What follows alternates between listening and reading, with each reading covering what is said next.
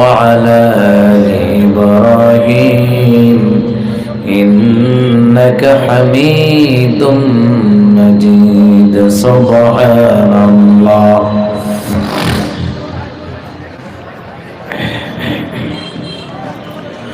سبحان الله والحمد لله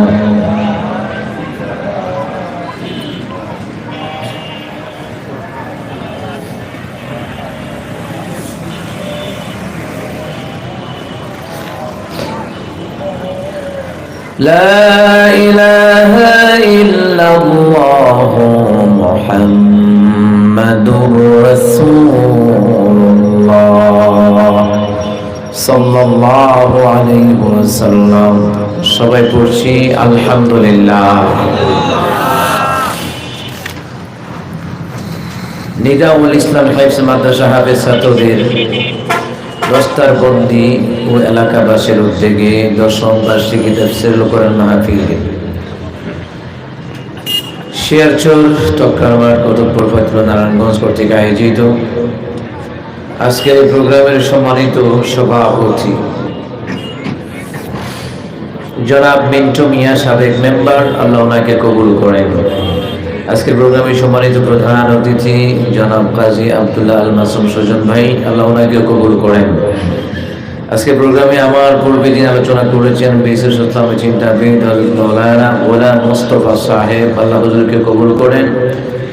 এবং আরো আলোচনা করেছেন বিশেষ আলোচক বিশেষ ইসলামী চিন্তাবিদ মুফাসসির কোরআন আল্লামা হযরত মাওলানা মুফতি হিমায়াতুদ্দিন সাহেব, আল্লাহ হুজুরকেও কবুল করেন।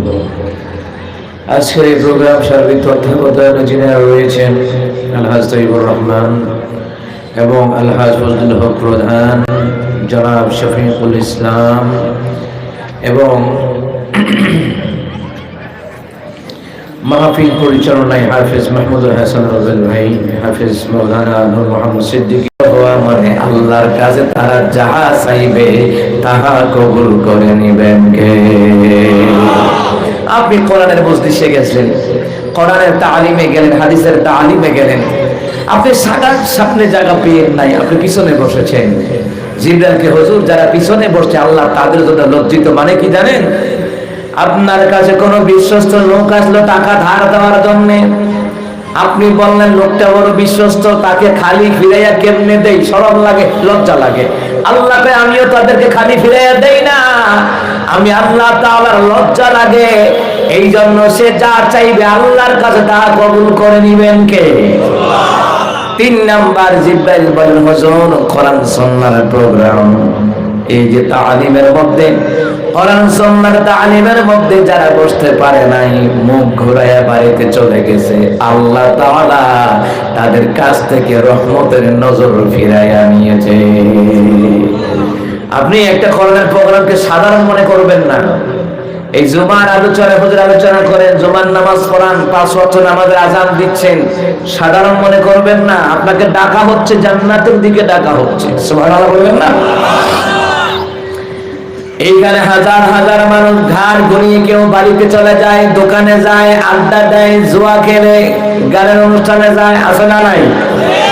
আরে এখন তো মিয়া এখন মোবাইল একটা লইছে, মোবাইল লইয়া 4 জনে মিল্লা লুডু খেলে, জুয়া খেলে, আছে না নাই?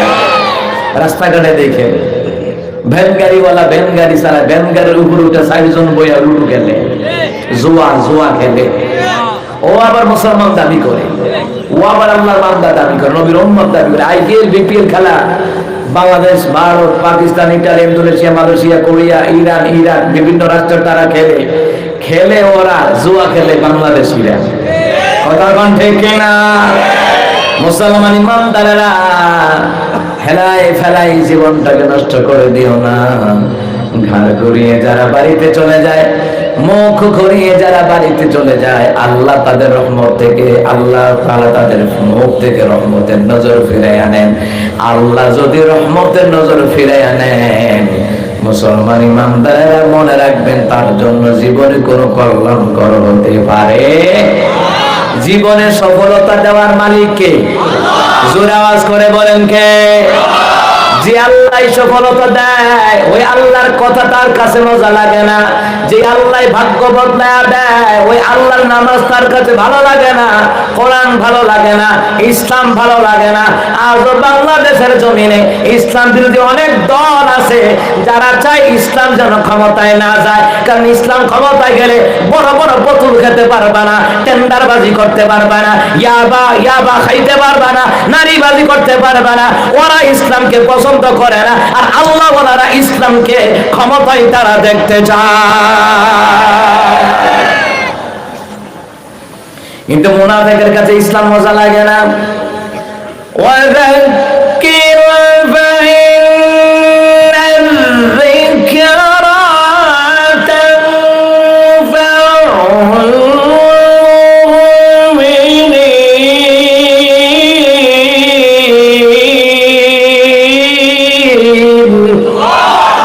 আল্লাহ তাআলা বলেন, হাবিব আমার, আপনি কোরআন দিয়ে নসিহত করেন, কোরআন দিয়ে ওয়াজ করেন। কথা কার?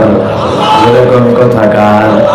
যারা তালিম দেয়, দাওয়াতি তাবলীগি কাজ করে, একামতে দ্বীনের কাজ করে, জোরে বলো তো তারা দাওয়াত দেয় কার? আল্লাহ কইছে আপনি কোরআন দিয়ে নসিহত করেন, হাদিস দিয়ে নসিহত করেন, কোরআন দিয়ে বয়ান করেন। রাসূলুল্লাহ, নিশ্চয়ই যারা মুমিন তারা কোরআনের কথাগুলি শুনবে, বলছেন কে? যারা মুমিন তাদের কাছে কোরআনের কথা ভালো লাগবে, যারা মুমিন তাদের কাছে হাদিসের কথা ভালো লাগবে, যারা মুমিন তাদের কাছে আলেমদের কথা ভালো লাগবে, যারা মুমিন তাদের কাছে হক্কানি পীরের কথা মজা লাগবে, কোরআন হাদিসের কথা মজা লাগবে। যারা মুমিন নয়, মুনাফিক, কোরআন হাদিস থেকে হক কথা বললে তাদের গায়ে জ্বালা পোড়া উঠে যায়, মনে হয় অ্যালার্জি ধরছে। আজও বাংলার জমিনে ইসলাম বিদ্বেষী লোক আছে না? আলেমদেরকে ক্ষমতায় দেখতে চায় না, ঠিক কিনা? কারণ আলেমরা ক্ষমতায় গেলে নারীবাজি বন্ধ, সিনেমা শুটিং বন্ধ, কথা কন ঠিক কিনা? আলেমরা ক্ষমতায় গেলে মদ গাঁজা ইয়াবার লাইসেন্স দেওয়া হবে না। আলেমরা ক্ষমতায় গেলে মদ গাঁজা ইয়াবার লাইসেন্স বন্ধ করে দেওয়া হবে। যেইগুলি নষ্ট ভ্রষ্টা বানায় দেয়, আপনি দেখেন না, গত 1 মাস আগে ও মুসলমান ইমানদারেরা বিভিন্ন বুট ক্লাব থেকে, বিভিন্ন ক্লাব থেকে মেয়েরা মদ গাঁজা খাইয়া মাথা লইয়া রাস্তাঘাটে চুলো দইরা টানাটানি করে, মারামারি করে। এটা অনেকে সোশ্যাল মিডিয়াতে দেখেছেন। কিন্তু ওলামায়ে কেরাম যদি রাষ্ট্রীয় পর্যায়ে যায়, মুসলমান ইমানদারেরা ভালো করে কান লাগান, মদ গাঁজার ইয়াবার ব্যবসা চলবে, দেশের টাকা বিদেশে পাচার করা চলবে।